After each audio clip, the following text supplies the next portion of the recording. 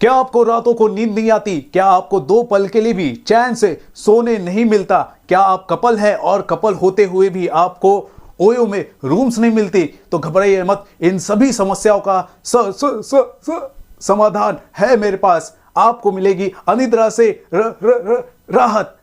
एक काम कीजिए, लाइगर का टिकट बुक कीजिए और चैन से सो जाइए। नमस्कार दोस्तों, फिल्मी फीवर लो मीकू स्वागतम ना पेरू रवि गुप्ता। सो गाइस, मीरू इला उन्नारू नानू बागुनानू। So first day first show मैंने देखा है तेलुगु वर्जन में लाइगर। फिल्म देखने के लिए पहले मैं बुक माई शो पर गया और देखा कि तेलुगु के इतने सारे शोज। पहली बार मैं तो शॉक हो गया जब मैं उठा और देखा कि कहीं मैं हैदराबाद या तेलंगाना में तो नहीं हूँ, क्योंकि तेलुगु लैंग्वेजेस में ही शोज हर तरफ देखे जा रहे थे। तो मैंने देखा कि नहीं ये मुंबई ही है। तो पहली बार किसी फिल्म को लेकर इतना ज़्यादा ग्रैंड लेवल में तेलुगु वर्जन में रिलीज़ किया गया। और जब मैं फिल्म देखा तो बिना किसी सबटाइटल के देखा तो मुझे उतना समझ में नहीं आ रहा था, लेकिन कुछ कुछ वर्ड्स मैंने समझने की कोशिश की है। जैसे कि क्या कहते हैं कि उक्ति, रेंडू या फिर प्रयत्न, बहुत सारे ऐसे वर्ड है, मीरू, नानू, हाँ, उंडी। तो अलग अलग चीज़ें मैंने सीखने की कोशिश की। और आपको बता दूँ, फिल्म जब आप देखने जाओगे तो कहानी चल रही होती है, ठीक है, कहानी चल रही होती है और सब कुछ चल रहा होता है, स्क्रीन पे चल रहा होता है। तो उसको जब आप देखते हो तो देखते देखते फिल्म के अंदर है ना कॉमेडी सीन्स भी आने की कोशिश होती है। तो जब वो कॉमेडी सीन्स आते हैं तो उसको देखकर आपको हंसी नहीं आती। फिल्म को देखकर आपको हंसी नहीं आती। फिल्म को देखकर आपको पता क्या होता है, आपको खुद पर हंसी आती है। और जो फिल्म जो चल रहा है, जो एक्टर्स है, जो स्क्रीन पर चल रहा है, उस पर थोड़ा सा तरस आता है कि ये क्या हो गया, कैसे हो गया, क्यों हो गया, ठीक है, क्या से क्या हो गया, ठीक है।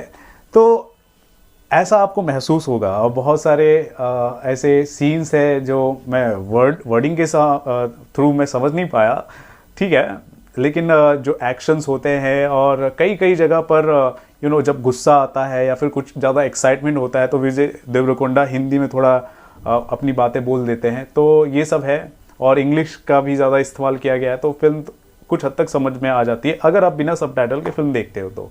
तो ये मेरी कोशिश थी आपके लिए, क्योंकि मैं भी देखना चाहता था किस तरह का एक्साइटमेंट है। Of course first day first show को लेकर एक्साइटमेंट था।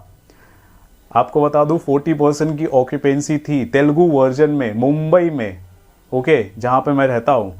तो ठीक ठाक ऑक्यूपेंसी थी, लेकिन जब थिएटर से बाहर जब निकला और लोगों को मैंने देखा कि क्या है, मैं भी खुद तो हैरान परेशान था ही।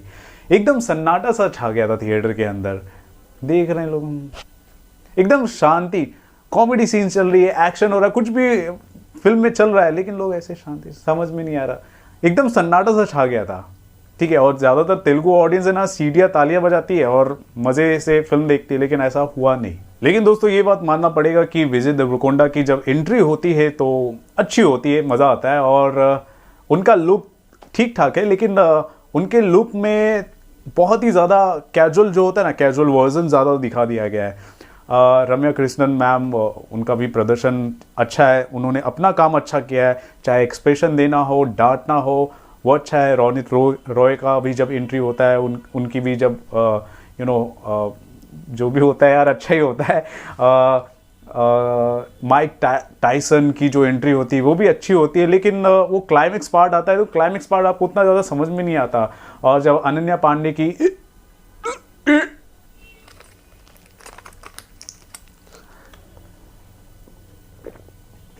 हाँ, तो मैं ये बोलने वाला था, जब अनन्या पांडे की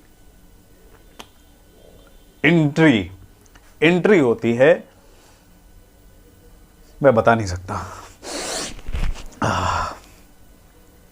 आप बर्दाश्त नहीं कर पाओगे। अनन्या पांडे को आप पर्दे पर बर्दाश्त नहीं कर पाओगे। ऐसा लगता है कोई बच्ची है, उसको हमने चॉकलेट दे दिया है और जाओ एक्टिंग करो, ये एक्टिंग एक्टिंग एक्टिंग, ये ऐसा बोल रहा है, ये ऐसा बोल रहा है, नहीं वो सही बोल रहा है, नहीं वो ऐसा बोल रहा है, ये अरे you stupid, stay away from my life. बस यार हाँ, चंकी पांडे सर का एक्टिंग बहुत अच्छा लगा। चंकी पांडे जो अनन्या पांडे के रियल लाइफ में फादर हैं, रियल लाइफ में मतलब पर्दे पर भी फादर प्ले किया है, लेकिन जो केमिस्ट्री होती है एक बाप और बेटी के बीच में वो बड़े पर्दे पर नहीं दिख रही, जबकि दोनों रियल लाइफ के फादर एंड डॉटर है। तो यहाँ पर मैं गलती किसकी मानूंगा? यहाँ पर गलती अनन्या पांडे की एक्टिंग को मैं मानूंगा, ठीक है। अनन्या पांडे को नहीं मानूंगा, उनकी एक्टिंग को मानूंगा। तो प्रोड्यूसर्स को और डायरेक्टर्स को, फिल्म मेकर्स को ये समझना चाहिए कि किस पर्टिकुलर फिल्म के लिए किस तरह के एक्टर्स ज़रूरी होते हैं। बहुत सारे एक्टर्स हैं हमारे बीच में, लेकिन आप फिर भी अनन्या पांडे पर आकर आपकी घड़ी की सुई रुक जाती है, मुझे नहीं समझ में आता। सो ये सारी चीज़ें मैंने नोटिस की। तेलुगु वर्जन में देखा है दोस्तों, पूरी तरह से मैं लैंग्वेज नहीं समझ पाया, लेकिन भाव फीलिंग सब मैं समझ गया हूँ। हिंदी में भी देखने वाला हूँ, आपके लिए मैं देखने वाला हूँ, बर्दाश्त करने वाला हूँ। समझ रहे हैं आप? समझ रहे हैं? तो तब मैं बताऊँगा आपको अच्छे से ये फिल्म मुझे कैसी लगी है। लास्ट का जो क्लाइमैक्स है यार, अभी क्या बोलूँ यार, बड़प्पन दिखा दिया जाता है, लेकिन ठीक है। माइक टायसन यार, एंडरसन, मार्क एंडरसन का शायद कैरेक्टर उसके अंदर पोर्ट्रे कर रहे हैं, एक कहेंगे कि एक फिक्शनल कैरेक्टर, जबकि रियलिटी में वो बॉक्सर हैं, फिल्म में भी बॉक्सर हैं, नाम में तब्दीली कर दी गई है और थोड़ा सिनेरियो चेंज कर दिया गया है, लेकिन ठीक है। लेकिन फिल्म मुझे नींद आ रही थी कसम से। मैं इतनी मुश्किल से अपनी नींद तोड़कर मैं गया फिल्म देखने के लिए, लेकिन हाँ नींद आई, मुझे पूरी नींद हुई मेरी फिल्म देखते देखते। लेकिन फिल्म देख रहा था, इसका मतलब ये नहीं मतलब नींद जैसा फील हो रहा था, लेकिन फिल्म देख रहा था। सो गाइस, अगर आप फिल्म देखने की प्लानिंग कर रहे हो, ज़रूर मुझे बताओ आपको ये फिल्म कैसी लगी है, ओके। और मैं ज़्यादा ओपिनियन यहाँ पे मैं शेयर नहीं करूँगा, मैं दूसरे वीडियो में शेयर करूँगा, ठीक है। Okay, thank you so much guys, thank you.